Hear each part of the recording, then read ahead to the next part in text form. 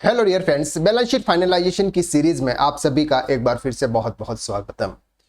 Balance sheet finalisation के आज के लेक्चर में हम बात करने वाले हैं नेगेटिव केस बैलेंस एडजस्टमेंट।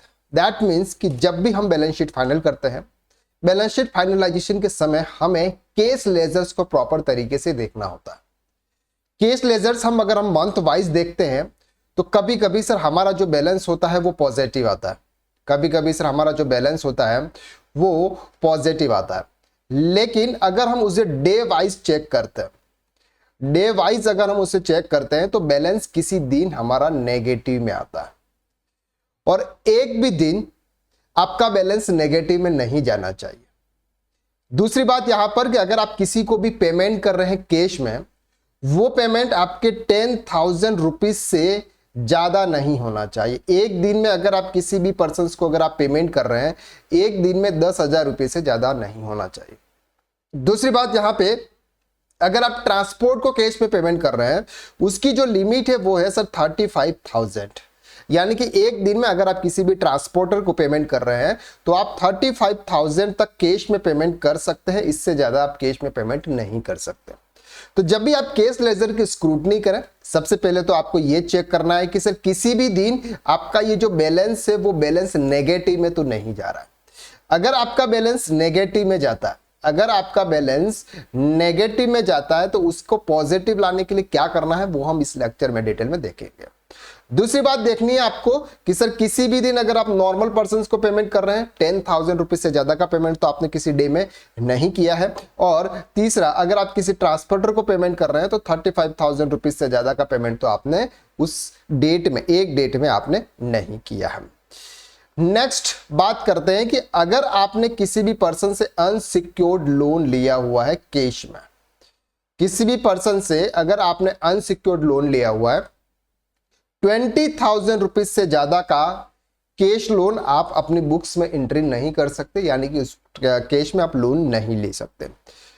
अब बात करते हैं कि सर अगर आपका बैलेंस नेगेटिव में आता है, अगर आपका किसी दिन बैलेंस नेगेटिव में आया है या फिर एंड ऑफ द डे अगर आपका कैश नेगेटिव में है, तो उसको पॉजिटिव लाने के लिए सबसे पहला तरीका यह है कि अगर आपके कुछ ऐसे डेटर्स हैं जिन डेटर्स के साथ में लॉन्ग टाइम से आपका कोई भी ट्रांजैक्शन उनके नहीं हो रहे हैं, उनके ओपनिंग बैलेंसेस पड़े हुए हैं, कुछ बैलेंसेस आपके एज ए ओपनिंग बैलेंसेस पड़े हुए हैं, ड्यूरिंग द ईयर आपने उनके साथ में कोई भी ऐसे ट्रांजैक्शन नहीं की है, दैट मीन्स कि उनके साथ में अब आपका बिजनेस शायद नहीं होने वाला है या फिर बाद में होगा या नहीं होगा, तो उनके बैलेंस आप एज ए केस रिसीव कर सकते हैं। लेकिन इस चीज में आपको यह ध्यान रखना है कि सामने वाली पार्टी से भी थोड़ा सा कोऑर्डिनेट करना है। अगर फ्यूचर में उस पर्सन के ऊपर अगर कोई स्क्रूटनी आती है या कुछ भी होता है तो आपका भी यहां पर लेजर कभी कभी चेक किया जा सकता है। यह भी इन चीज का आपको ध्यान रखना है। दूसरी बात, अगर आपका कैश नेगेटिव में आता है, आपने कैश बैंक से विड्रॉल कर नहीं सकते, आपके पास में कुछ ऐसे लेजर्स नहीं है, डेटर्स नहीं है जिनसे आप कैश रिसीव कर सकते, तो दूसरा ऑप्शन आपके यहां पर एक और रहता है सर अनसिक्योर्ड लोन का। दैट मीन्स कि फॉर एग्जाम्पल अगर आपका बैलेंस 2 लाख रुपीज माइनस में आ रहा है, कितना आ रहा है सर? 2 लाख रुपीज माइनस में आ रहा है। किसी दिन आपका बैलेंस 2 लाख रुपीज माइनस में आ रहा है। अब क्या करना है सर उस डेट में? फॉर एग्जाम्पल 2 लाख है, 20,000 divided by 2 lakh divided by 20,000, 4 0 से 4 0 यानी कि 10 पार्टी। आप 10 पार्टी ऐसी क्रिएट कर दें जिनको अनसिक्योर्ड लोन में आप रख सकते हो। दैट मीन्स कि फॉर एग्जाम्पल मिस्टर रमेश, आप ये मान के चले कि रमेश से आपने 20,000 रुपये उधार लिए, तो cash account debit 20,000 to Ramesh. अब इस रमेश को आपको कौन से हेड में लेना है सर? अनसिक्योर्ड लोन के हेड में लेना है। अब जिस दिन आपका बैलेंस थोड़ा सा पॉजिटिव है, जिस दिन आपका बैलेंस थोड़ा सा पॉजिटिव है, आप उस दिन उस पर्सन यानी कि रमेश को आप पेमेंट कर दें। Ramesh account debit 20,000 to cash account. कभी कभी अगर आपका बैलेंस नेगेटिव में जा रहा है, तो कभी कभी आपका बैलेंस उस दिन में नेगेटिव में गया है, तो आप इस तरह से उस डेट में एक ट्रांजैक्शन पास करते हुए उस बैलेंस को पॉजिटिव ला सकते हैं। अब एंड ऑफ द ईयर अगर आपका बैलेंस नेगेटिव में जा रहा है तो आपके पास में कोई और ऑप्शंस नहीं है, तो ये है सर आप अनसिक्योर्ड लोन खड़े कर दें। जितने भी पर्सन है आप उनसे अनसिक्योर्ड लोन ले लें, और अनसिक्योर्ड लोन लेके उस दिन आप 31 मार्च को आपका जो केस बैलेंस है उस बैलेंस को आप क्या कर लें सर, पॉजिटिव कर लें।